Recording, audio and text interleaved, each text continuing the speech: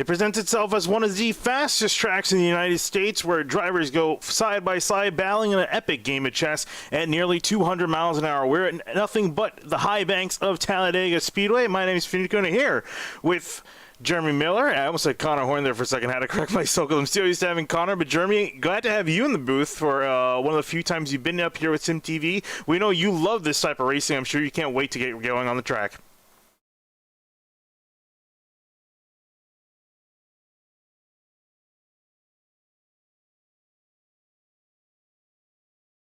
Yeah, Jeremy's not misspeaking there. He is in the booth, but he's actually in the car on the track, so he's going to be commentating from the driver's seat, and I think that's going to be definitely interesting. Haven't really had anything like that on Sim TV. I think we tried to have something like that before.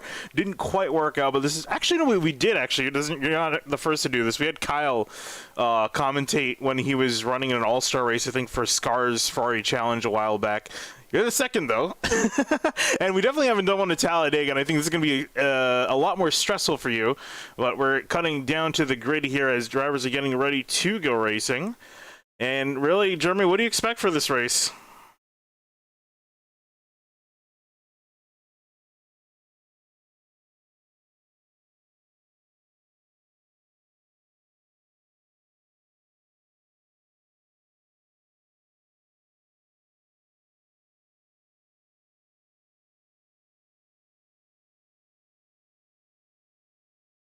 Yeah, absolutely. I'm looking here at Jeremy Miller right there, sitting on the grid, currently in 9th.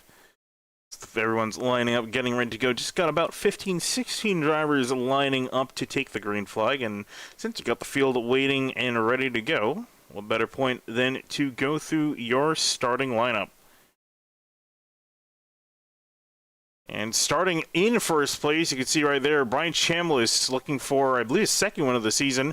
Going to be rolling off in the 9 car. Bailey Turner rolling off in the 24 in second place. Back another road, Chad Klinger in the 09. Ricky Williams, newer driver to this series, going to be rolling off in the 5 car in fourth. Eddie Trejo going to be lined up in the 21 car in 5th with Jeff Fry in the 48. Ryan Carwell in behind them, going to be in 7th with Eric Hudden in 8th. And back in 9th place, we find Jeremy Miller, where he's going to be commentating and rolling off from just around midfield. Caleb Weekly next to him in the 10 car. Back another row, Michael Hurley going to be lined up in the 11th and 32. Alex Bell in the 15, and a beautiful number 15 paint scheme as well. Casey Cottis in the 50 and 13th. Clifton Cockrell in the 14 and 14th. Ben Laughter in 15th with David Mott Jr. You can see lining up in the back in 16th. As you get ready to roll here on the back straightaway, it's going to be about 76 laps on tap for tonight. Let's take a look quickly at your weather here just before we get going. 72 in the air, 110 on the track. A little bit slick, but shouldn't be too much of a factor here at Talladega. Not really depending on grip on the track. Humidity 44 and wind 2 miles an hour out of the east. Great blue skies for racing. Should be a great day for racing. Don't have any rain to worry about because that's not in the sim yet. Pending trademark soon. As the field slowly whirls through 3 and 4. Jeremy Miller getting ready to go. Jeremy, any final thoughts for your underway racing?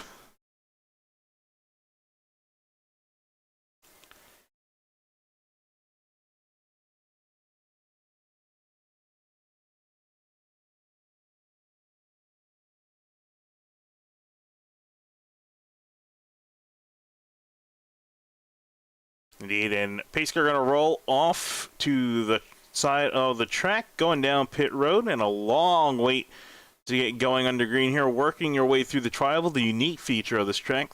The start-finish line all the way at the end of the tri-oval. Brian Chambliss in control of the field into the Geico restart zone, which actually matters this time, but not for the initial start as we go green here at Talladega.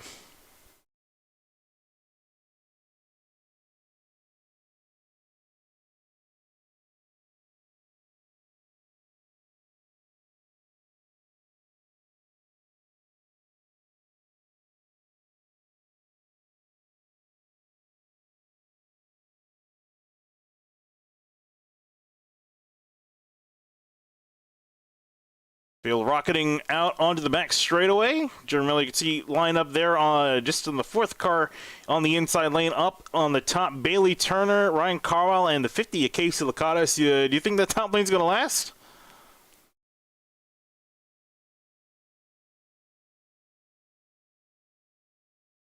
And I guess he feels like it's going to last because here comes Jeremy Miller jumping up to the top lane to join them. That's the big thing we've seen a lot of times, that top lane die out after a little bit of time, but it seems like these guys are ready to roll, but it's going to be Brian Chambliss that leads lap number 1.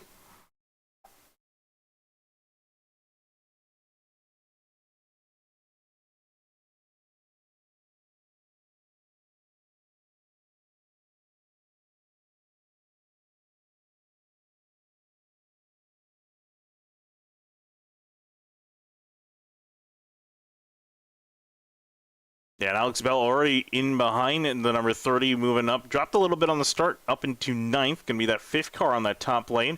And some more stragglers in the back here, too, coming back up to play. Jeff Wright in the number 48 dropped a lot of places already. Dropped from 6th back to 12th. Obviously, it doesn't really matter where you are on lap number 2 of a super speedway race. It matters where you are on the final lap. Ooh, and Wright, speaking of which, going to move to the top lane. He's got a friend, Eric Hutton in the 88. Haven't seen him in a little while. But both of these guys, the Chevrolet is pairing to move to the top lane.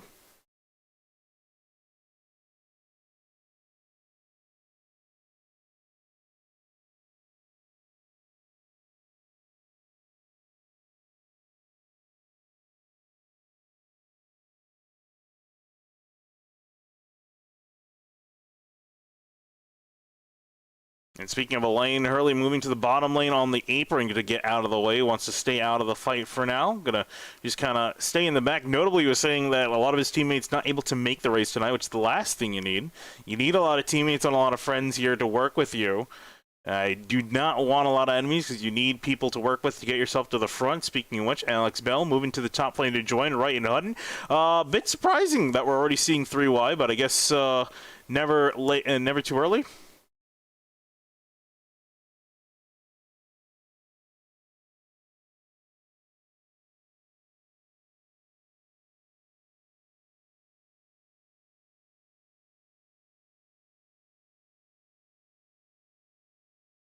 Taking a look at these guys, you see already making some decent headway, not quite getting to the front, but sticking their nose around the 3rd car in line just alongside Casey Lacadas there on the inside, who's pretty much boxed in. Nowhere for him to really go. Now a lane finally opens up at top. Don't think he might go there. He may actually go there because 15 of Alex Bell is his teammate. But it's going to stay on the bottom. It's going to be Ryan Carwell that leads this lap as Turner jumps down to the bottom lane, and Carwell jumping down with him. That middle lane, not too many cars left.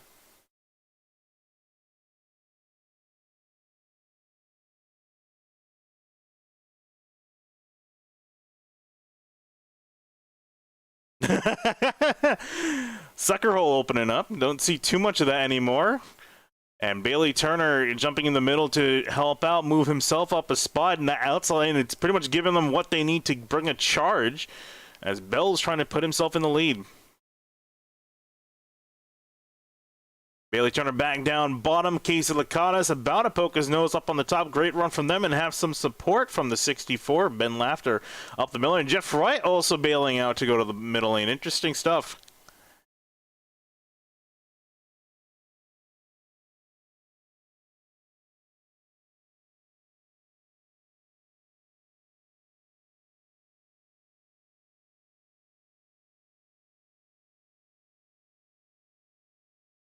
Yeah, I'm actually curious. Did Casey lead that lap? He did not. You got it, I think, right? Just stole it away from him. I bet he was probably cursing you out from the fact that you took it from him by a nose. But Licata sticking on the bottom may actually be able to get it this time. Middle lane not losing a whole lot of speed, but not quite getting there. I think the 50's got just enough. I know that top lane, though, is starting to die out. A lot of guys starting to dip out from there. And Bell, I think, will have to peel back in line. Never mind. I say that Jeff Wright back up to the top. He's making some moves in that 48.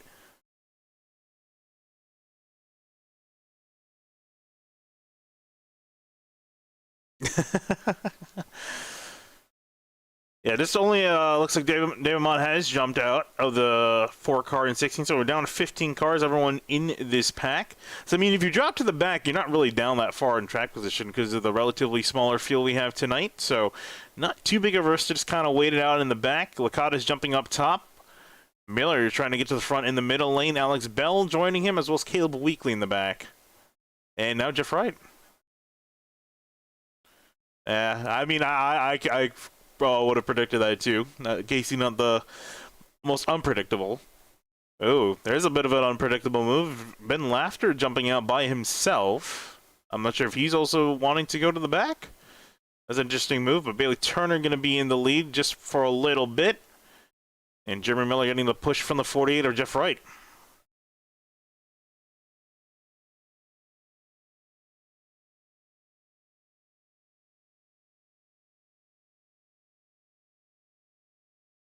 To lose, so it's maybe worth taking a few more risks tonight.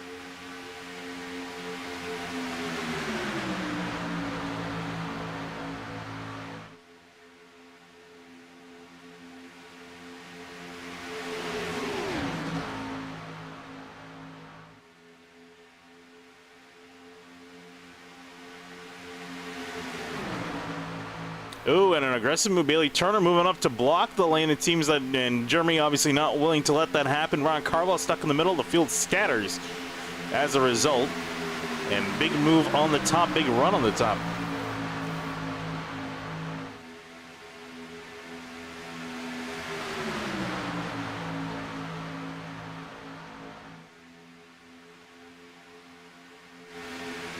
And Eddie Trejo in the 21 dipping. He's going to be another car joining in the back of the field. So a lot of guys coming up to the front, I think, feeling either they're in a good position or don't want to be in that position and dropping off to the back to save their stuff.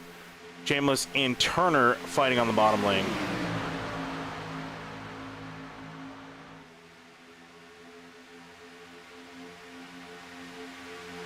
Nice little couple laps there up on the third lane.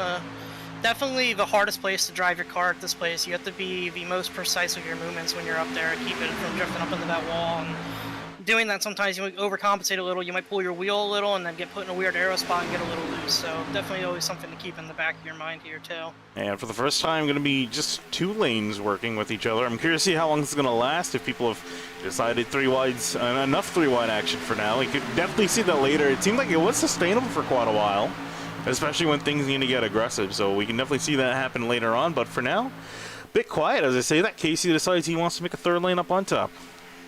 And the biggest advantage to that outside lane is you can only be side drafted from the left rear quarter, and that is the weaker side of the car to be side drafting somebody. You typically want to be on that right rear, as we almost have a wreck up here. Oh yeah, big stack up on the bottom lane. Take a look at what happened there. Brian Chambliss moving out of lane for a second. That was interesting.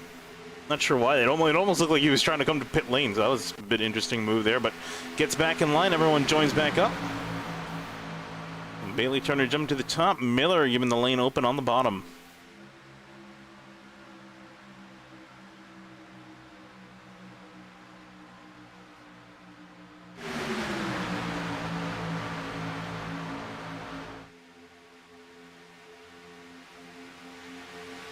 Bailey's being a little bit hesitant with his lane choices here, just trying to stay off of him when he's driving like that. It's always the worst spot to be in as the second car in line, is when the guy in front of you is doing that, because if you think he's going to stay with you and then he makes the move back up, it's very easy to turn him.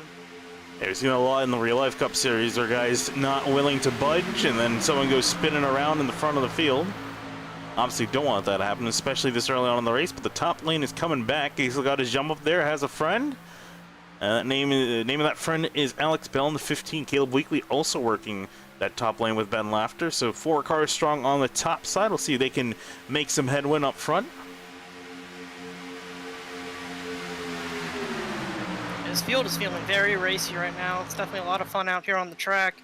Hopefully it's looking as good from the eye in the sky. Definitely looking pretty good. Everyone's willing to get to the front at some point.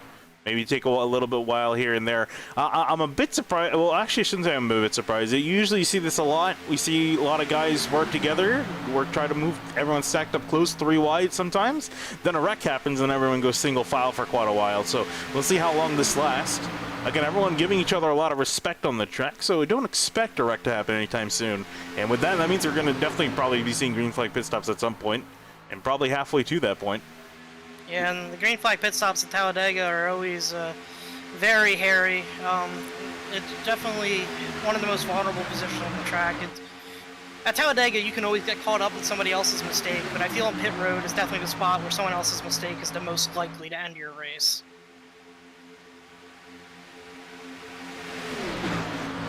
That top lane looks like it's fizzled out just a little bit. Lakatos and Bell still working it there. Miller still on the bottom, with Chambliss and Chad Klinger in behind. I haven't mentioned Chad Klinger a whole lot. Been sitting quietly on that inside lane, just biding his time. And there you see Bailey turn an aggressive move down in front of the 30, and here comes Ryan Carlisle. He's going to have the run in that middle lane. Jeff right in behind.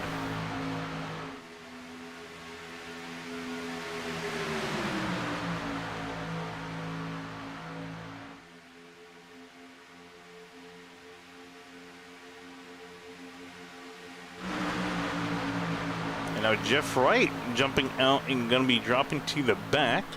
Not sure if this is planned or not, but I guess maybe he's had enough time in his lows 48 to now sit back in behind. Dropped all the way back to 12th place, maybe 13th. Going to just slot himself in front of Caleb Weekly.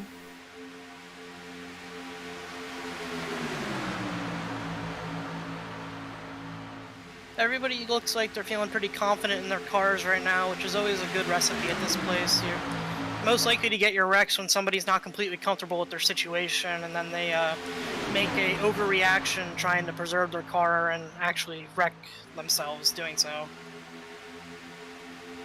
Yeah, I think you're absolutely right with that. You see people kind of half commit to a move and then don't know what to do, and then pretty much and then take out a few other cars with them. But as you mentioned, everyone looking pretty good, except for Eric Hutton has an interesting dent in the back of his car. I think it might have been from that stack up we saw earlier coming out into the tri-oval. Yeah, I think that 48 has the matching piece. Oh yeah, car. I think you are right. Yeah, I think I see a little bit dent. It's kind of hard to tell. It's not. Oh yeah, it's easier to tell from there. So he's got a dent. I also noticed Caleb Weekly's got a bit of a dent in the nose. So already a little bit of damage here and there to some cars. As long as that motor's full song, you're okay. So I'm just curious if it's gonna be, because look, yeah, Eric Hutton, that's a pretty big ding, and I can't imagine people are gonna be willing to push him with damage like that. As you see, for the top spot, aggressive move from Miller to the inside. Ooh, and Turner also a block to the top side, going to force Ryan Carlisle out of line, and Carlisle will drop to the back. Turner not Bailey taking any prisoners. Yeah, definitely running really aggressively right now with the lane choices. I mean, he's defending his position in the lead, and it's how you got to do it. It's just the question is whether or not some people think it's too early. I personally would, as aggressive as I am, I typically don't like doing lane switching this early, but I don't fault somebody for doing it. If anything, maybe getting some bit of warm-up for later when he really needs to do it, when it really counts. But like I said, don't want to be making enemies too early. And there you see the Sim Motorsports teammates jumping up to the top side, 15 and 50, making their run. Even the middle lane looking a bit anemic at the moment. Caleb Weekly slowly dropping to the back, only 88 and 24. And 24 are leaving the 88 out to dry. And if I'm not mistaken, those two are teammates. Yes, they are. Only two teammates with each other in this race. Sad part-time boys. Very early stops Ooh. here from a group of cars. Yeah, I was going to say, I was not expecting that at all. That'll be very interesting in a field of this size. Let's see, well, it's Jeff Wright, Eddie Trejo, Chad Klinger, Brian Chambliss, all diving down a pit lane. And I guess not surprisingly, all four of them in the same Discord for Billy Racing. All four of them working together. Typically, I'd say pitting with just 4 cars versus an entire pack is a fairly ill-advised move. However, with a pack of the size, racing as hard as it is right now that we have up here, There is a realistic scenario where that they run faster lap times as just the 4 of them. Yeah, I think with 4 cars, you're really just about on the border of being okay. If you can get yourself lined up, and I mean, obviously, them being teammates, that should be possible, so they're going to get in line. So, but interesting to see. I've never quite seen a strategy like that where guys purposely come in early. Usually everyone waits to come in together, maybe by a lap or 2 separation. You see Bell getting sucker hold 4 wide for a second. Bell gets taken to the back. Licata's continuing on forward, now back to 3 wide. I got the guys who just pit on my relative right now ahead. We are making time on them right now. Obviously, they're still getting up to speed, but one thing of note here is Eddie Trejo is pretty far off the back bumper of the 48. I don't know if they're going to be able to help him drag back up in there or not. It looks like they might. I would hope they do, because I mean they're only going to really be faster together, and it seems like they are. Looks like Klinger slowed up a little bit. Now they're getting on the gas pedal, so now they're pretty much hooked up and ready to go. And we'll start to compare lap times here in about a lap or 2 when they finally get up to speed. Here comes the main pack soaring their way on through to lap the drivers who just come in for their pit stops. And obviously looking like it was going to be a 2-stopper. So these guys coming in early to get that done. Jeremy, how long on fuel do you got left? We can make it a little over 30 laps here tonight. So I'm thinking a lot of these guys in my pack are probably going to try to run this tank as far as they can. And then similar on the next one, maybe not as far, and then just try to take a splash on your final stop. Yeah, 80% fuel, if anyone's wondering why those numbers are a little bit lower than expected. 80% fuel in this league. I will say that's the other questionable decision with pitting that early is I think their first stop and their second stop combined are going to be longer than the guys who do this strategy who just take a splash on their second stop. So that's another little wrinkle there too. Always interesting thing with strategy. Usually, again, don't see a whole lot of it at Talladega, especially fuel strategy, but in the races we usually see everyone coming together more or less, but a bit of a split with a quarter of the field more or less trying their own thing out. We'll see if it works. And look at the lap times here too. So Chad Klinger leading the group ran a 51, pretty much 51 flat. To the leaders running 50.6, so they're currently at a half a second deficit. And working through the trial here, I think this lap will be a little bit more accurate to what they're doing as they're at a full lap hooked up. And as they cross the line this time by, it's going to be 50.8, so they're just a little bit off the pace, but starting to get there. It's definitely going to be a better lap for them here than us, I believe. I was peaking a little bit in the red there at my water temp, so I had to pull it off, which is going to hurt the entire pack when I'm second in line. Yeah, only 50.9, so about a tenth slower that time by, so a little bit better, not a huge difference. And that's really in general. I don't think it's going to be a huge difference between the two. Again, really depends on if they can get hooked up and if the main pack is not getting hooked up, which they have. I mean, they've pretty much gone to single file once that group hit. A lot of drivers making a push earlier on there in that pack, so they would drop to the back after making their first pit stop. Still waiting on this group in the next 8 laps or so. They should be coming in for their stop. Curious to see when everyone's going to come in, right? Because looking at everyone else, it's pretty much a bunch of 2-car teams, 2-car outlets, or just by themselves in this group. So I'm curious what the communication is going to be looking like. If everyone's going to decide to come in on the same lap, or going to see a little bit of a split in this group as well. Yeah, I think it's in the best interest of the guys up here to probably pit together. So we'll see if we get a couple of people doing their own thing. I wouldn't be surprised, but I definitely think you'll see most of these guys pit on the same exact lap. Oh, hello. Here's some racing action going on. Almost 3 wide there for a second, but the Sim Motorsports guys working their way to the top side by side. Trying to make it a little racy here. Yeah, I actually think that's good for our pack right now because my water temps were at a spot where I couldn't really get them to cool enough to really push. I was in a weird little lull there for a while. So can they both bring us? Can they both clear though? Bell's clear. Licata's not exactly clear. He's going to shove the nose hard in front of the 24. That was dicey. I'm surprised Casey pulled that off. Yeah, I don't think he was clear, and Bailey just came over to radio and said not lifting later. I think Bailey Turner cut Casey Licatos a break there, otherwise we might have had a wreck. Taking a look at it on the replay here. Oh, yeah. Almost hooked him. Bailey Turner showing mercy. For now. 15 and 50 leading. Everyone else sitting in behind. And I see Ryan Carwell trying to make some moves to the front. He's been getting some help from... Let's see, that is the 14 of Clifton Cockrell. In the white and blue car in the center of the screen. Take a look at the lap times the other pack is doing again. 50.9 last time for Chad Klinger in the front. So they've been pretty much on par with the leaders to about 100th of a second. So not a whole lot of a change. I think if anything, they may have a slight advantage from being hooked up together when they approach you and the rest of the pack, Jeremy. So I think that's really the only advantage they got at the moment, but they haven't really been making up time.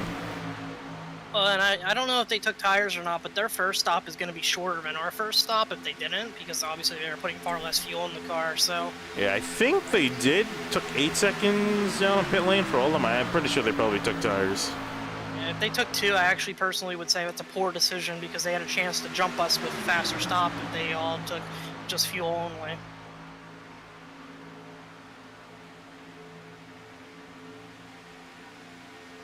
Even then, though, our 2-tire with fuel stops are still going to be longer than 8 seconds, so...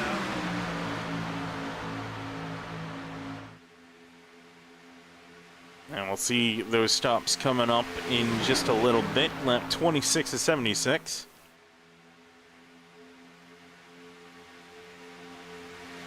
Stonelow takers this time by. Probably going to see them come in the next 2 to 3 laps. Starts the tank out. Never know if caution can happen, although the racing's been very clean and green so far. No even really major incidents other than a few scrapes and bruises here and there, but no cars have really gotten together in any significant way, which is good to see. Although, as I say that, it's probably going to happen in the next 2 laps. And another thing to keep in mind with those guys' strategy, it just kind of popped into the back of my head here, but lap 38 we are going to be awarding halfway points tonight, and I don't see this group getting to that group by that point in the race. So those 4 guys might have the top 4 spots for the halfway points locked up. And again, points especially important as the opening round of the chase. With Indianapolis being delayed a week. The points very valuable for a lot of these drivers, especially Jeff Wright, Ryan Carwell, Brian Chambliss, Casey Licatos, top few spots in those standings.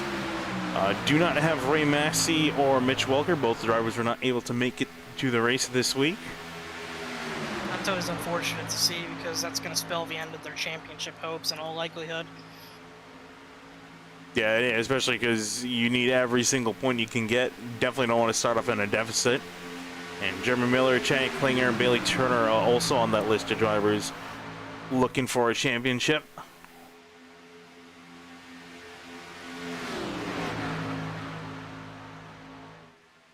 So bonus points, especially the halfway points, very valuable, given to the top 7. And pretty much 4 of those spots looking to be taken by the 4 guys running in the pack here if they can get the lead once the current leaders come in for their stop. Yeah, the most significant there being Jeff Wright. He already came into the chase with an advantage from all his bonus points from winning so much in the regular season, so give him a nice little kick in the butt again, get him even further ahead of everybody. Yeah, currently leading coming in by a solid 14 points over Mitch Welker, as you mentioned, with those 5 wins to his name. And I'm sure he's definitely looking for as many points as he can to keep that lead, keep that advantage. And at the moment, with the way he's looking to get these bonus points, looking to be pretty good strategy. You're going to have to see where they will line up at the end of the race, because that's where you get the most points. And everyone lined up single file up in front here. Any words of any chatter, pit stops? Haven't heard anybody say anything yet. Crew chief just came over to the radio a couple laps ago with the 5 laps call, so I'm definitely going to be expecting myself in here pretty soon. And I led a little bit here, but not a whole lot, so I think my fuel number's probably pretty similar to everybody else out here. Yeah, and Jeremy, you led, well, at least officially, led 2 laps this race. I think spent a little bit more time just in the front in general. Bailey Turner leading a solid majority, in fact, a majority of the laps so far, 16 laps led for the 24.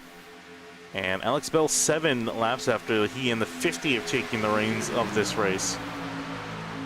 Yeah, Bailey Turner's become a pretty good little plate racer. He must have done some studying of my past success and taken some notes and find it on the track for sure. Riding off the back of the 15, you see the teammate Casey Licata sitting in behind.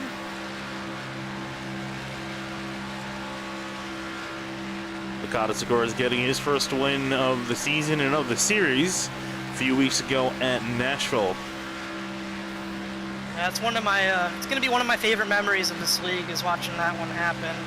Casey's been around the entire time, and I don't know if there's a better guy in the series. And you know, a couple weeks ago, Suarez winning at Sonoma in the Cup Series, you saw everybody congratulating him. Casey Licatos is our Suarez in that sense. I mean, everybody was happy to see him win.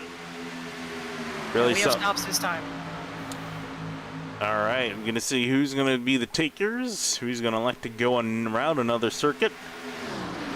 And to go out of turn 4, you're going to see a bunch of guys pull off to the left and start braking hard. Here we go. Most of the leaders, Bailey Turner, a few others deciding to stay out, but it's going to be Bell, Lacatus, Miller, see Ben Lafter, Mike Hurley, Clifton Cockrell, and Ricky Williams all electing. So effectively half of the guys more or less deciding to come in. Bailey Turner, Eric Hutton, Ryan Carwile, Caleb Weekly all staying out. Imagine going to be coming in next time by, but getting these stops done is going to be key, making sure you don't overshoot your box. As I say that, Lacatus and Laughter overshooting their pit stalls. That's going to cost them quite a bit. Yeah, I gotta say, as part of that group pitting there, I think we all underdrove that entrance a little, so that's not going to help us either, especially with 2 of our members overshooting stalls. Yeah, it looks like Lacatus actually, I think he decided not to take tires. I think it was either he was really quick on unchecking that. But yeah, you just saw they rocketed by you guys. If that's a shorter stop, but they're going to give that up later in the race when they have to take their longer stop. So it's going to be interesting to see how that all plays out, actually. Nice little wrinkle in this race. Yeah, and by a solid 5-6 seconds and counting is the deficit to the rest of its pack. That's actually bad news because there is zero way that they made up that much time just in the stall. So I don't know if it was on and off pit road as well, or just that they were running the faster laps when they were, but that group is in a really good position right now. Yeah, I was expecting them to blow past you guys maybe around here on the track. I wasn't expecting them to have that big of a lead, but proving me wrong as the leaders come in for their stops and come out. Caleb Wheatley going to be actually leading the train off pit lane as Klinger and the rest of Billy Racing all going to take the lead and command of this race as these guys get up to speed.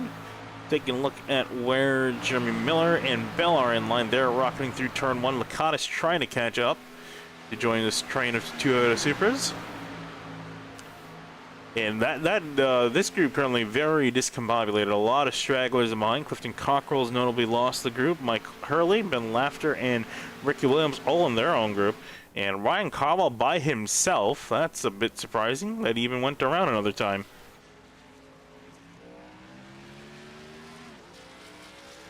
Ryan Carwell off by himself. This could probably hurt him quite a bit.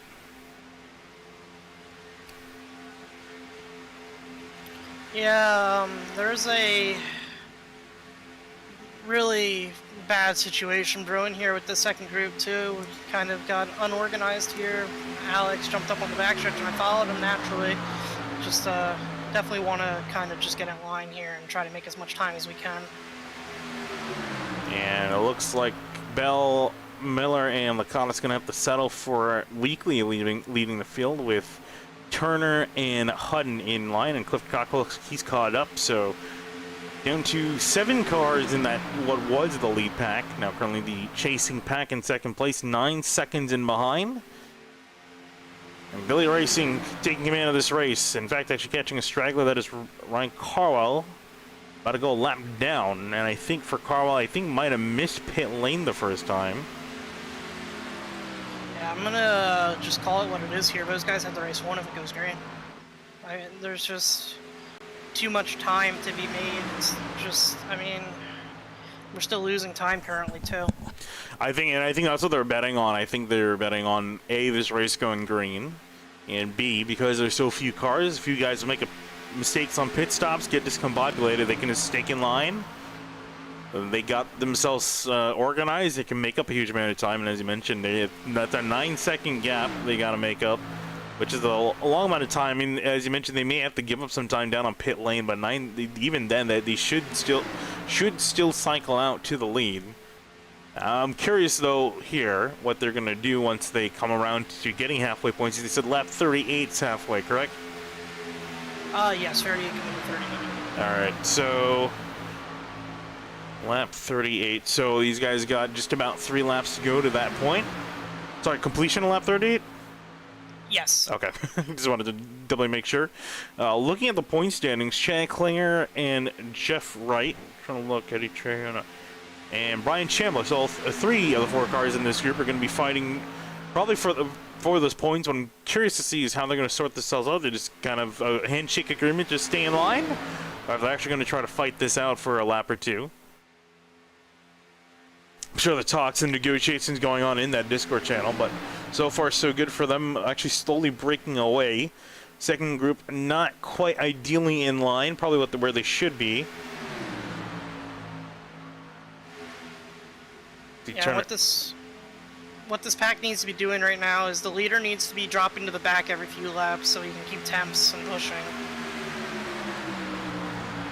And Bailey Turner aggressively pushing the 10, actually pulling out a line, I think, as he mentioned, because his temps going a bit too hot, so he will cycle to the back. Be Eric Hutton now in behind. And that's not the right way to do it. The leader, you lose time because you have to have the third car then suck back up to the leader, get lined back up.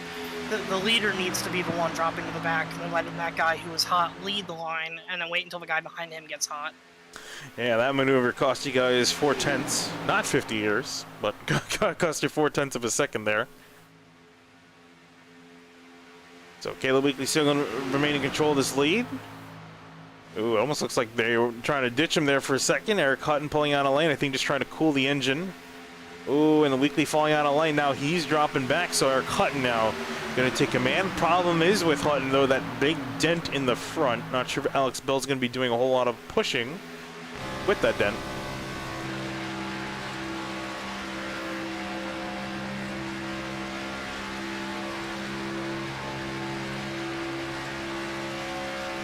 Got to be very careful not to pit maneuver the guy.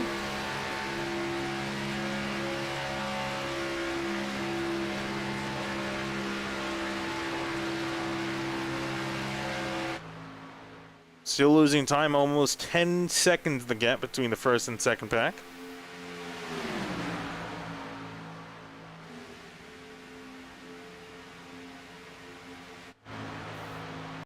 And there is the deficit.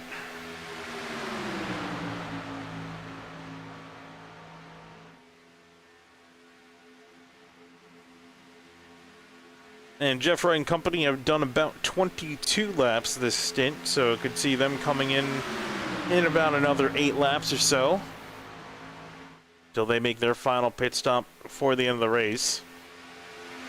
And also actually just come past the start-finish line too, and they have not changed order at all. It's going to be Chad Klinger, Chambliss, Wright, Trejo in the top 4, then Hutton, Bell, and Miller getting points, all in that order.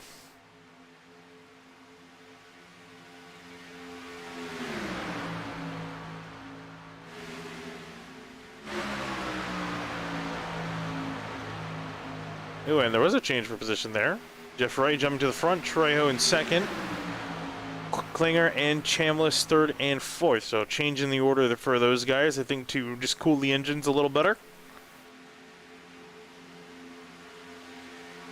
Yeah, we made a significant cut that lap probably because of that switch.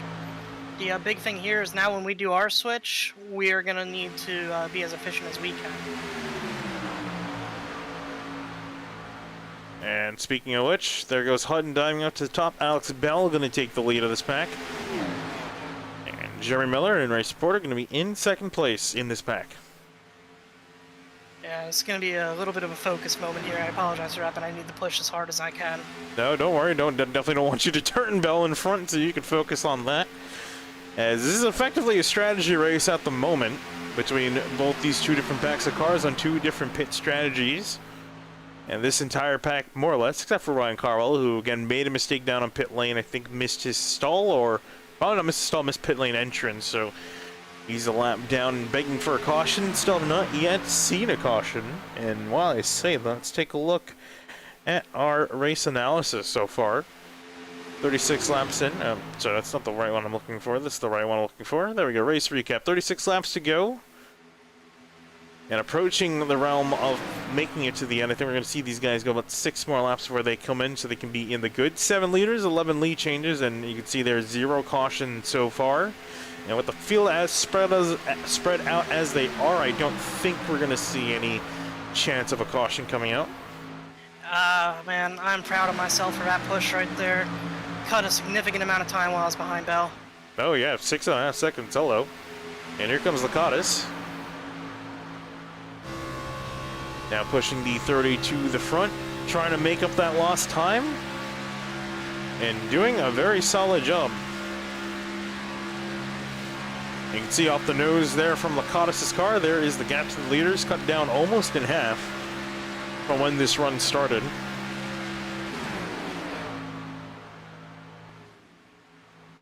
So changing the lineup, that second pack's become a lot faster. And I'm curious how the lead pack is, how they're going to respond, if they're going to respond, or they're just going to pace themselves.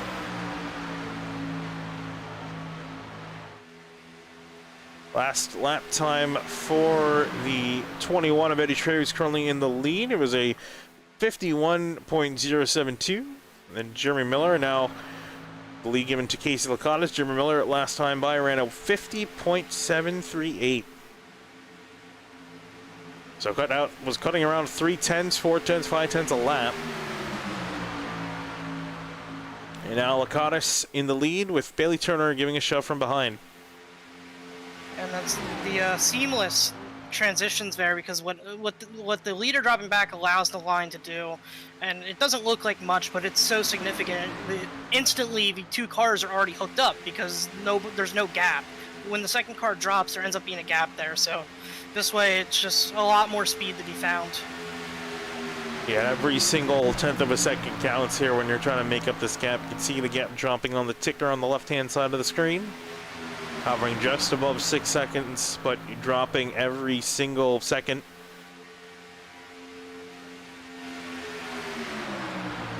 Expecting the leaders to come in. Ooh, Jeff Wright peeling up high. And they're switching their second car out. Trejo staying in the front. Klinger coming up in behind. And you can see that little separation costing some time.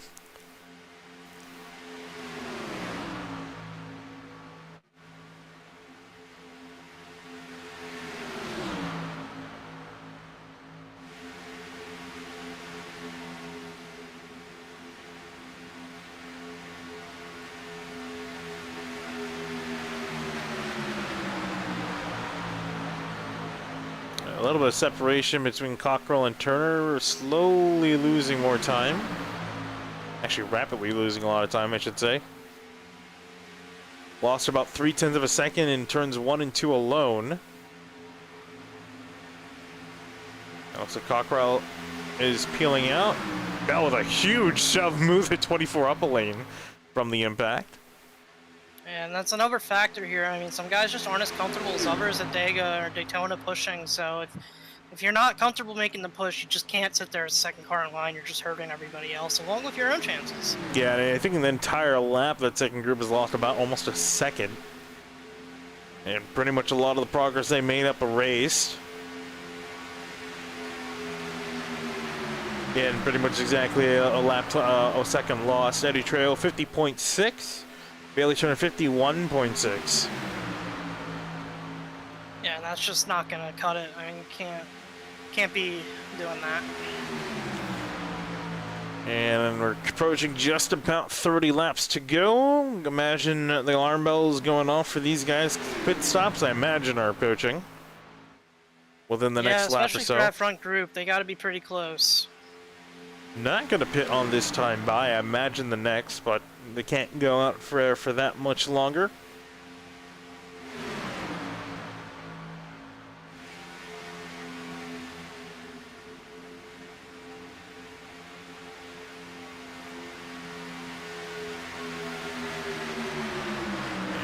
There you see Bailey Turner going to the top side. Alex Bell going to be taking control of the pack, weakly pushing. You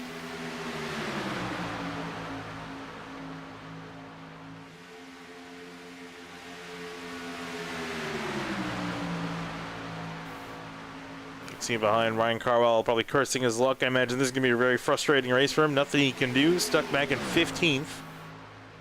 As no one's retired in front. In fact, no one's retired out of this race except for David Mott, who peeled off early in the race. And as I say that, here come the leaders down onto pit lane. And it's going to be a money stop for them. Ooh, Chad Klinger very hot into pit lane. Not sure if he was speeding. I guess we'll find out in a second when they come out for their stop.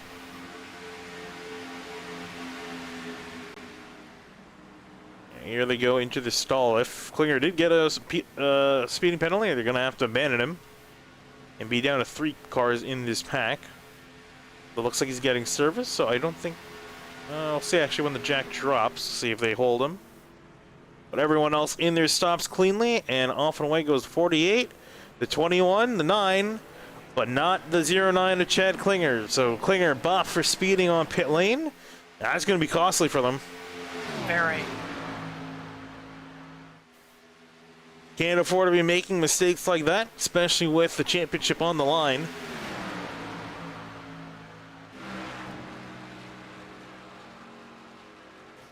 That's going to leave Chambliss and Wright together. Eddie Trejo losing a little bit, so they're going to have to sacrifice the time to potentially catch that, get that 21 back in line. There's going to be valuable time for this group, now the leading pack, to make up some time, because again, they're not, just because they're in the lead, can't rest. Got to keep pushing.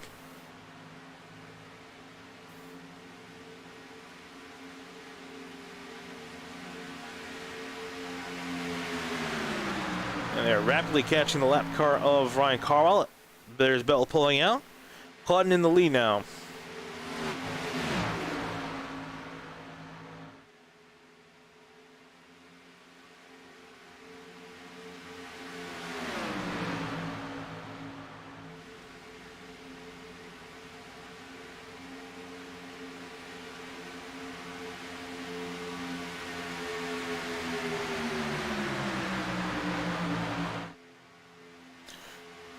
Take a look at the other group of stragglers we have. Right, I guess this really only this group. Michael Hurley, Ben Lafter, Ricky Williams sitting 18 seconds back from what was the second pack, now the leading pack. Pretty much out of it, and they're also kind of hoping, praying for a caution to happen, get themselves back in the race. And here is the former leading pack, Chambliss, Wright, and Eddie Trejo. All finally hooked together, and now they're starting to try to make time. Meanwhile, up in front, Jeremy Miller now taking control of the front. Case the Cottis in behind pushing.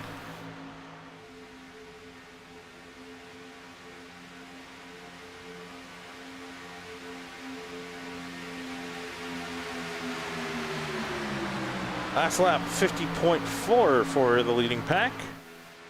Meanwhile, Chambliss, last lap, they did was 51.1, so they're making up a lot of time, the leading group. Yeah, we ran a couple of 4s in a row right there, which is really, really good. I think a lot of that has to do with the fact they lost one of their fellow competitors. That's gonna make that pack a lot weaker from 4 down to 3. There goes Jeremy Miller surrendering the front. Lakatos and Turner now in control. And effectively they keep doing, if you guys keep doing what you've been doing, I think you guys should get there. These guys not looking a whole lot better. 51.3 last time by an entire second.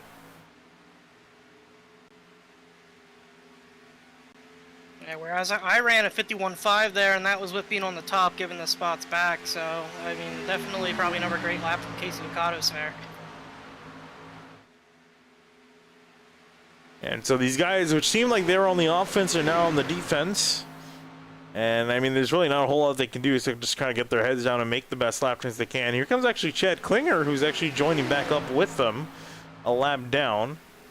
Actually joining, oddly, in the front, so they're hooked back up again. One of the cars not in contention, but I guess nothing else he could really do except help his team out. So they're finally hooked back up together again. However, I'm just curious, was what they've lost with them missing him, was that enough to put these guys up in the front? We don't know until everyone's made their second stop. Yeah, the biggest thing that they would have been losing with missing him was the out lap there. It's a lot harder to get going with 3 cars before, because that's the most important part of that is getting up to speed as quick as you can, and that 1 car deficit definitely takes a lot longer to get up to speed than it would with all 4 of them.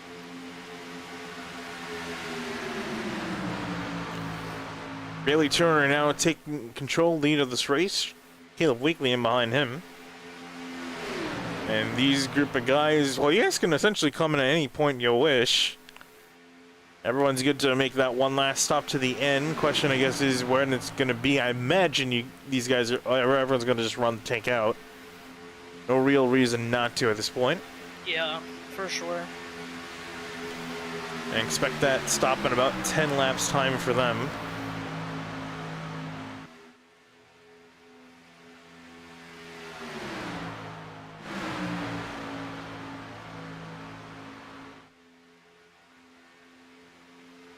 And for the first time in a while, the second group has now made a faster lap time. Jeff Ryan Company doing about 51 flat. This group doing about 51.2, so time's starting to shift back in Billy Racing's favor.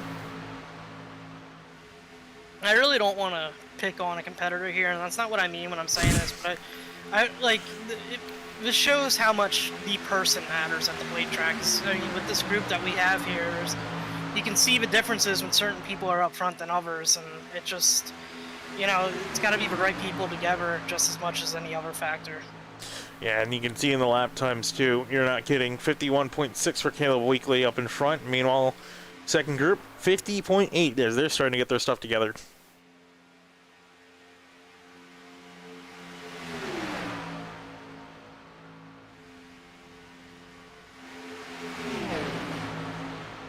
Caleb Weekly going to drop back, and here comes Bell to the front.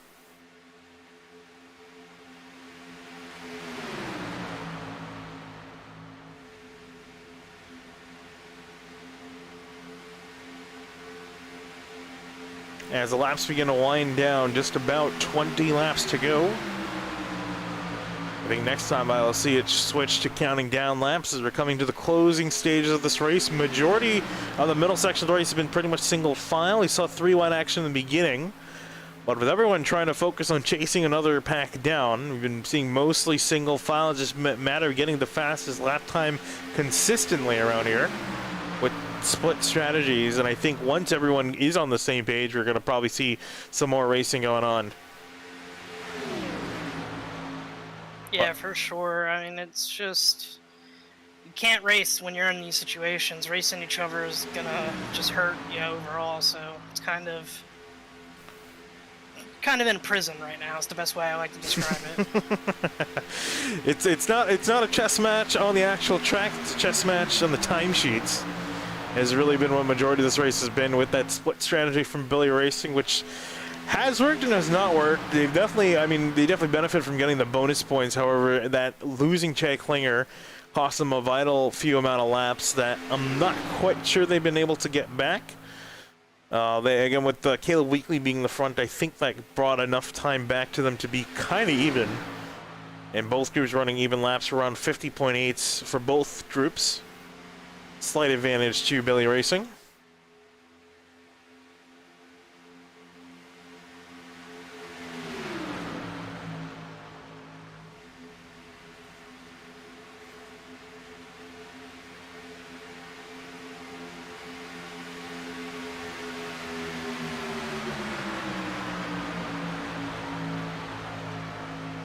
And I imagine, Miller, all you guys are probably, I would hope you're probably just going to take a splash and dash.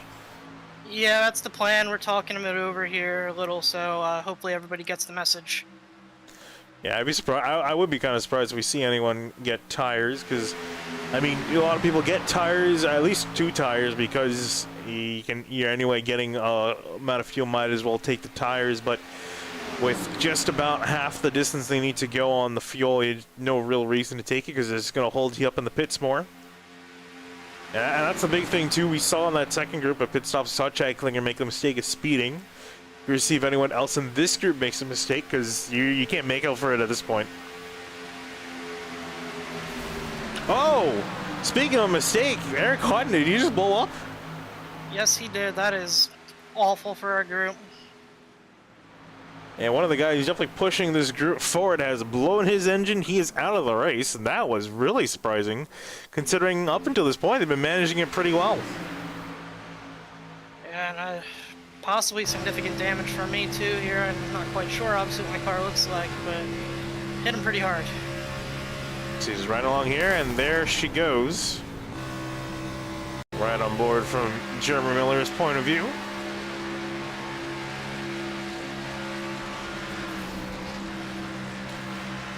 Yeah, you got a little crease. I've seen worse.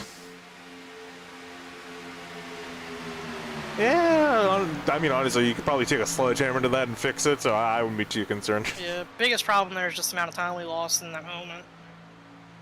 Oh yeah, absolutely. 51.6 last time by with that little kerfuffle, but back on track, hopefully.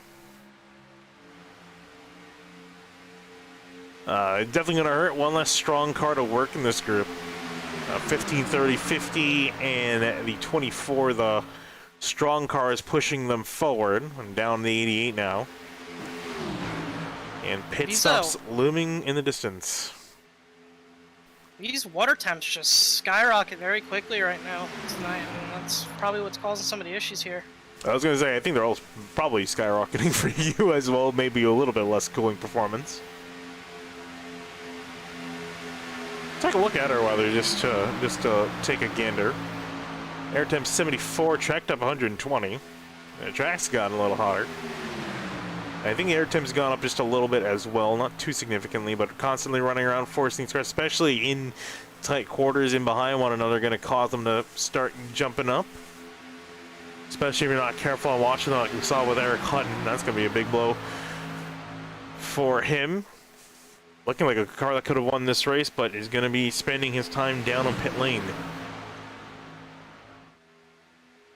When's the stop coming, Jeremy? I don't know. I'm in a weird fuel situation right now.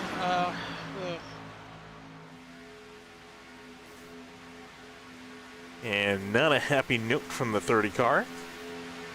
Try to continue on. Kizakatis giving a push in behind, but not effectively close enough. Going to be 51.4.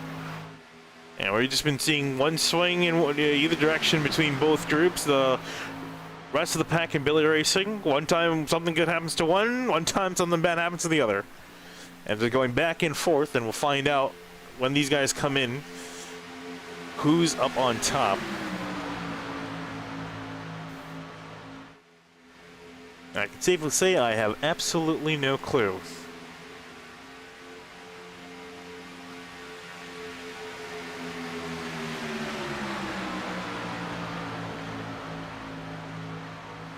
Though I do know for this group, last time by 50.9. And as Jeremy Miller comes flying back across the start-finish line, aggressive push from the 50. Going to be only a 51.4. And Miller jumped to the top. O'Connor in the lead. Clifton Cockwell is going to be the man pushing.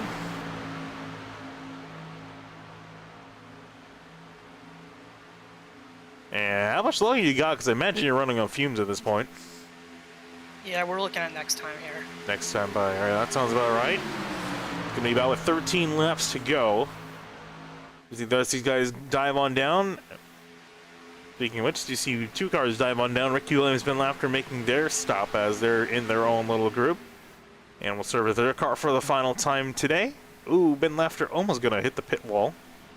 Probably almost would have hit his pit crew. But the way he came in. little bit of disorganization. Caleb Weekly falling back, and here comes Lakatos now getting a shove from the 24. And that's just that disorganization there. It's just killer. It's absolutely killer.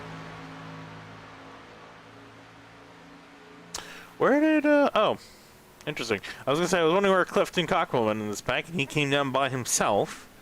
Without announcing it, which really broke us up.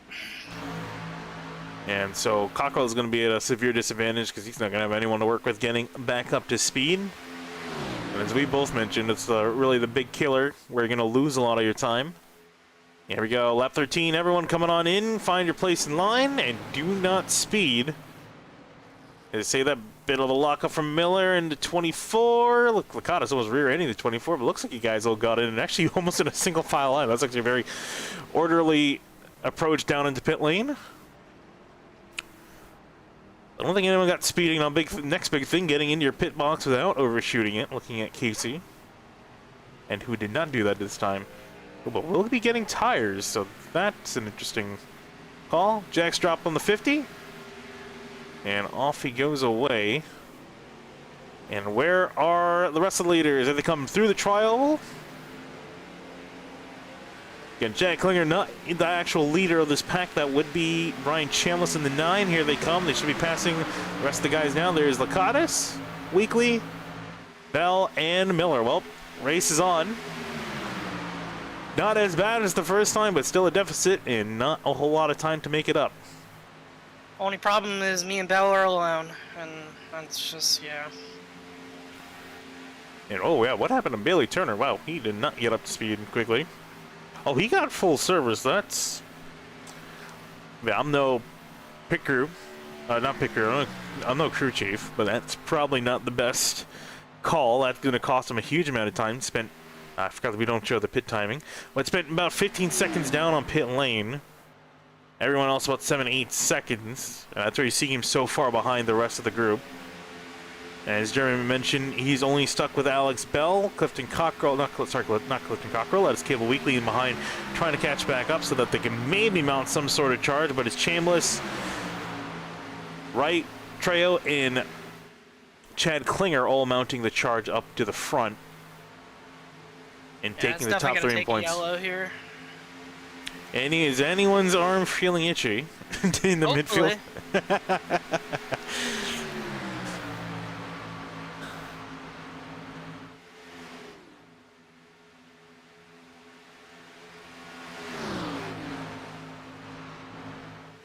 About 4.5 seconds the gap. They can get one, maybe 2 more cars up. Might have a chance.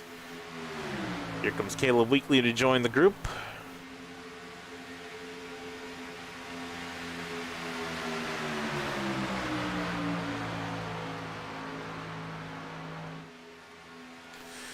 Thing is, though, again, like I said in the front here, is 3 guys, well, technically 2 at this point, because Klinger has lost any chance of really being competitive in this race, unless the caution comes out.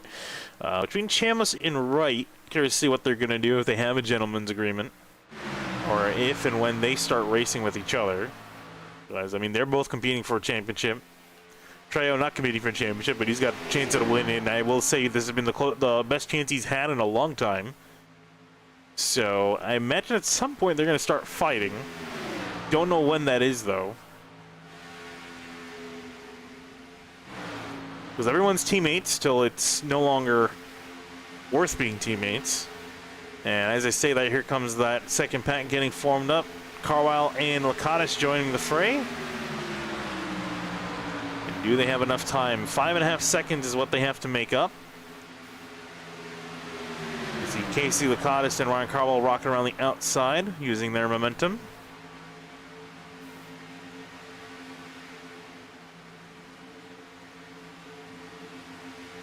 As they come down the front, chase is on with 9 laps to go.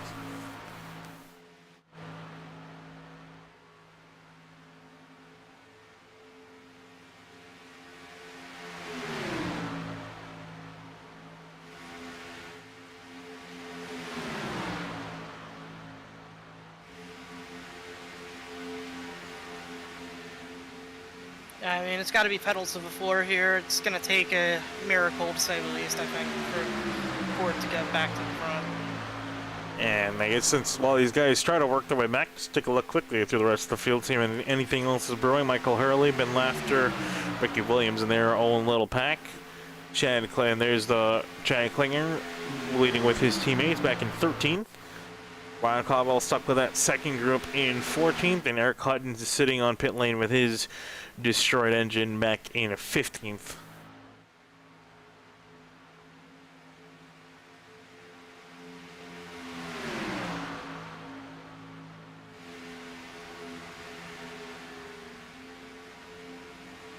For this group, last time by for them, or this time by I should say, 50.8. The last time before was also 50.8.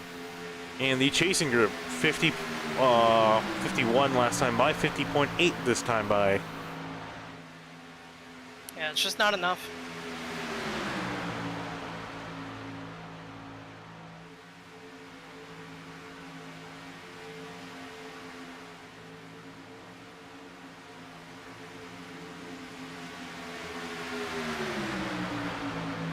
Yeah, Weekly diving down below, gonna go back to 4th in line in this pack. I've got a Soren back up. Bailey Turner all by his lonesome out of turn number 2. As Wolves Clifton Cockrell just ahead of him. Nothing really these two guys can do except just kind of keep it down and hope you make it to the end ahead of everyone else. As they're all stuck by their lonesome. And there's a switch, Miller pulling out. Bell and Lakatos next to push each other.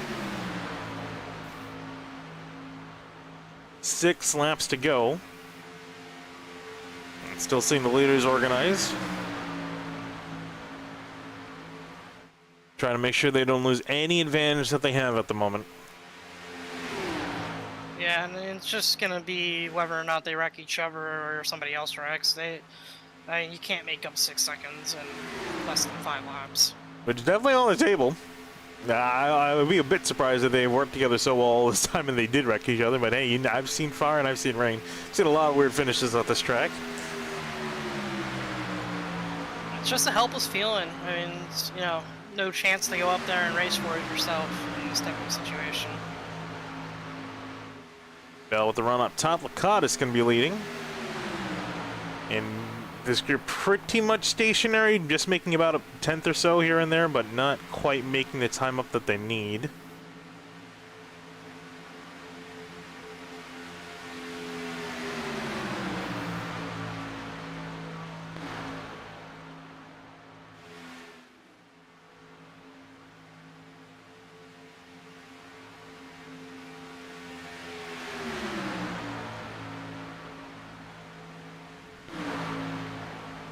And here's a look at the gap. Here comes the leaders. Cross our finish line, and there is the chasing pack in second. Just over 6 seconds in line. 4 laps to go on the board. And still seeing most of you guys single file. And every single lap looks less and less likely that second group is going to have any chance. And as Miller mentioned, it's really going to come down to this leading group wrecking themselves for anything to happen. And looking at Eddie Trejo in here, it's been a long time since I think Eddie's been delivered victory lane. Has Eddie actually even been to victory lane? That's going to be my next question. I do not believe so. I mean, he's sitting in 3rd in prime opportunity. I don't think he wants to wreck his teammates. However,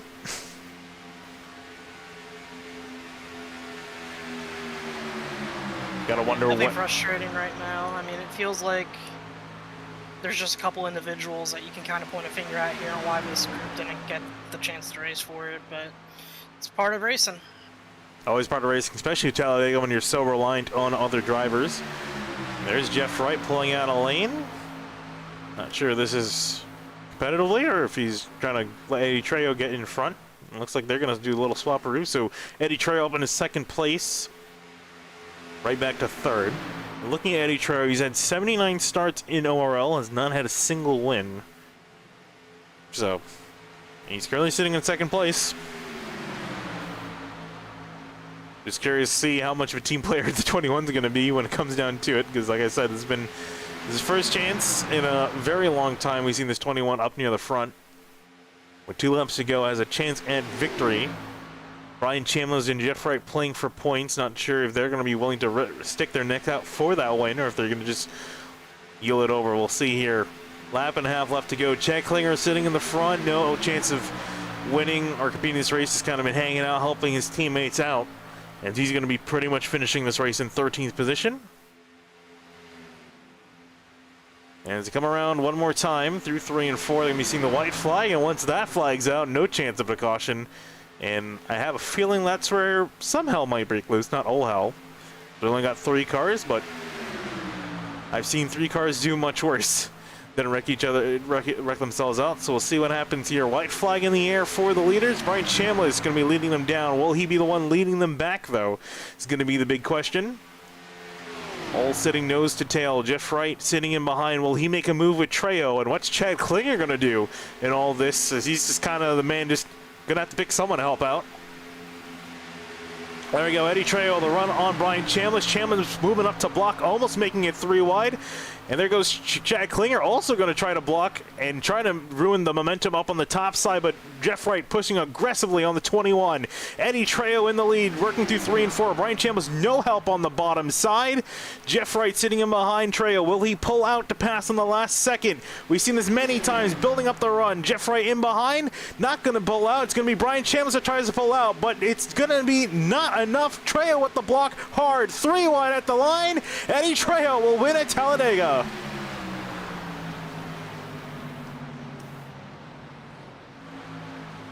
And we the That's second. pretty cool for Eddie. You know, first-time winners this year. Yeah, second first-time winner. How about that?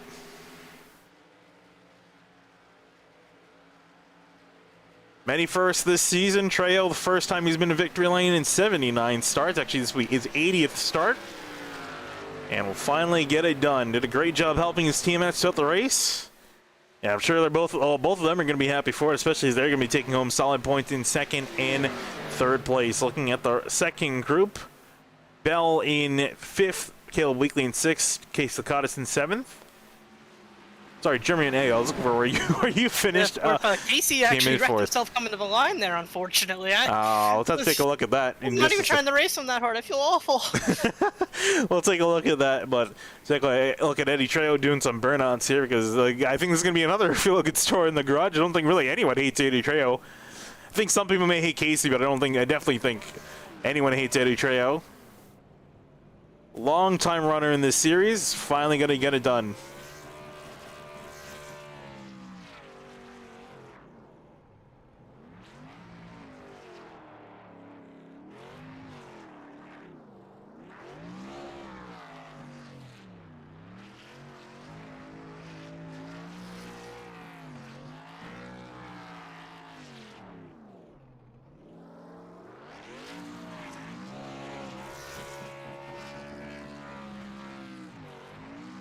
Here's how much fuel he's actually got left and how much fuel they managed to fill up, but we'll let him celebrate in the background here as we go through your race results. Again, Eddie Trejo taking the win, Brian Chambliss 2nd, Jeff Wright in 3rd, Jeremy Miller in 4th, leading that second pack with Bell, Weekly, Lakatis, Laughter, Turner, and Hurley rounding out your top 10. We'll go to the second page of results. Clifton Cockrell in 11th, Williams in 12th, Chad Klinger back in 13th. He's going to be kicking himself because he could have easily been up there finishing in the top 4 had he not made that mistake speeding down on pit lane.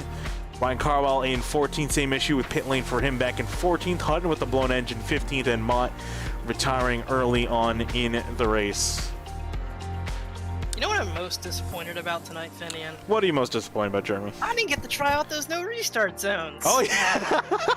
That completely slipped my mind, yeah, because we went green the entire way of the season. Well, I guess we'll have a chance next week. Once those are implemented. I do believe Kansas has it, so yes. Yeah, so get the chance to use it there as we see the parade that Trejo is going to go on. But as he does that, we'll talk to Jeff right here.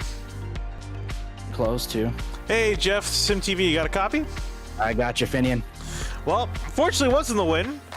But a solid 3rd place finish to get yourself started in this chase. Obviously, the leader coming in, I am going to assume the leader coming out. What was the plan? I gotta ask though, what was the plan for you guys? Was that the plan from the get-go to come in early and separate yourself from the rest of the pack, or was that kind of an on-a-fly call? It was kind of on the fly a little bit. It wasn't like we had this plan from the start of the race.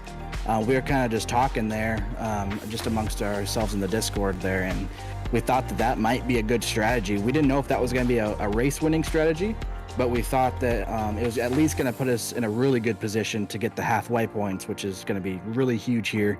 3 of the 4 of us in that pack were in the playoffs, so we were just trying to get some halfway points. And if it didn't pan out for being able to maybe get a win, that's okay. We thought, we got the points that we could, because these things can get so chaotic at the very end. But like you said, this isn't a win for me, but man, this feels better than a win. I'm so happy for Eddie Trejo to get that first win here in the Outsider Racing League. He's been here a long time. He's been here longer than I have. He's been, really just a great, person to have on our team, and he's just been, such a big supporter of this league. I don't know his exact starts, but Eddie's been around a long time, and I assure you, everybody's really happy to see Eddie get this win. This is awesome. Yeah, we saw it was the 80 start. This is the 80th start for the number 21 machine. Finally gets the win. We saw you also pushing him all the way to that win, Jeff. So thanks for talking to us. Congrats on your solid 3rd place finish and a lot of points going to your name. And good luck in the rest of the chase. Awesome. Thanks, guys. Moving on to our next interviewee, it'll be Brian Chambers. Brian, we saw you were going for your 2nd win this season.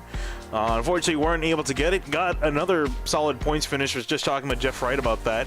All you guys in Billy Racing, except for Chad Klinger, who we saw had that speeding issue down on pit lane, but all you guys ended up getting really solid finishes, and it was a really solid call. We saw you also try to go for the win there, but weren't quite able to get there.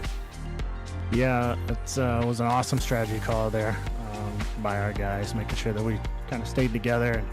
And it was really a play to get maximize halfway points, because Jeff is the leader and he's on the same team, so it's kind of hard to figure out how those points are going to balance out when we're trying to catch him. And he's got a little bit of a lead there, but I mean the strategy was just to maximize halfway points, and then also give us a shot at the end of these things, because you never know what can happen when it comes down towards the end. Racing in the pack, anything could happen, and with that strategy, if we weren't there and there was a wreck, we were likely going to be, the cleanest cars out there, so it would still give us a shot towards the end of the race. And yeah, they're coming towards the end. I had a feeling Eddie was going to try to make a move, and with Chad right in front, I knew I needed to get the outside, and then off the corner, I guess I wasn't really paying attention, and I didn't react in time, and then still was able to, out of 4, to try to make a little bit of a run there to get second back. I needed Chad to go with me there, but all these guys are running the race. We're all teammates there, so let things happen how they happen, and it's really all you can ask for. And we all finished well, minus Chad's speeding penalty, but outside of that, us as a team, that was total execution. And I don't know what those guys were doing back there. It seemed like they were doing more trying to figure out who was going to lead, It was just really us just managing your temps and pushing, and we were still managed to do just as well and not do any swapping spots. The only time we lost time is when we decided to swap spots to get our team a lap led at a point. That was the only time they really caught any significant time on it. Yeah, well, Brian, was really solid execution from that entire team. Congrats on your 2nd place finish, and good luck to you and the rest of the chase, competing with Jeff Wright and the rest of them. Yeah, thanks. We'll see you next week. And moving on to our final interviewee, last but not least, Eddie. I don't think we've actually talked to you at all on Sim TV, have we? For the few seasons we've covered? Hey, what's up, Finian? Yeah, I honestly, I don't even think I've heard your voice until now. I don't remember the last time I heard your voice. Eddie, it's glad to finally have you in the booth with us talking to you. But, Eddie, gotta say, I gotta ask you, how does it feel, man, to get that win? Feels amazing, man. Feels amazing. Been a while here with this league, and I run with these great group of guys. They're all aggressive in a good way. We all run each other clean, and man, that was fun. That was fun. I can't believe that strategy worked, honestly. Like, I was doubting it a little bit. I'm like, because that caution might still come out, and it might just throw everything out of whack, and we might end up racing these guys anyways. And but yeah, it was a clean race the whole way, and came to the final lap, and I just decided to get aggressive there and go for the win. And luckily, Brian didn't race me too hard there, because it could have been a little bit disastrous. But yeah, I mean, lucky to cross the finish line there first, but I can't say enough about this team, Billy Racing. I mean, total team effort there with the strategy call, and luckily it worked out and I came out on top. Yeah, I gotta ask too. Obviously, we know that you guys are very coordinated, planning the pit stop, staying together, staying in an orderly line. What was the game plan when you guys got to the last few laps? Was it just kind of free for all, don't wreck each other, or were you planning on staying in some sort of order? Well, for the most part, we just wanted to stay as line for as long as possible, just to keep those other guys away from us, just to keep in the draft and try to stay ahead of them. And then at the last lap came, and I'm like, you know what? It's got to be every man for himself there. I know we're a team, and the team got us this far, but hey, in the end, the win is the win, and I haven't gotten a win in this league yet, and in the end, I decided to go for it. Luckily, it paid off. Well, indeed, it definitely paid off for you, Eddie. Congrats on your win. I'll let you go and celebrate that with the rest of the team. Maybe pop a beer or two to celebrate that, because I'm sure you're absolutely elated. Go enjoy your victory, Eddie. Thanks for talking to us. For sure, man. Thank you, Finian. Thank you for SimTV and everything that you guys do. We appreciate it. No problem. And well, Jeremy, with that, it's going to be wrapping up the event here at Talladega. Much more of a strategy race than I was expecting, and obviously you're probably not going to be too happy with the way the strategy went on your end of things. But what are your thoughts?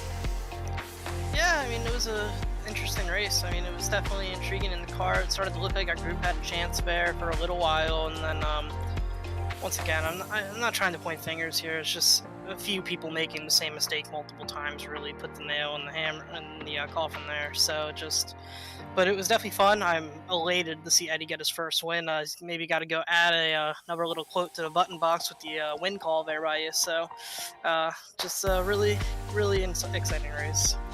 Indeed, and with that, it's going to wrap up this round of the Outsiders Racing League Championship, the first round of the chase, and definitely not the last round. Next week, you're going to be heading off to Kansas, if I'm not mistaken. Yes. All right, so we'll be heading up to Kansas, mile and a half. I'm sure a lot of guys are going to find it familiar. We'll see who'll be taking the win home that week and how our playoff picture is going to play out, I should say, going into that round. But for now, my name is Finney Kuna here with Jeremy Miller. We're going to be signing out here from Talladega. Thank you for watching.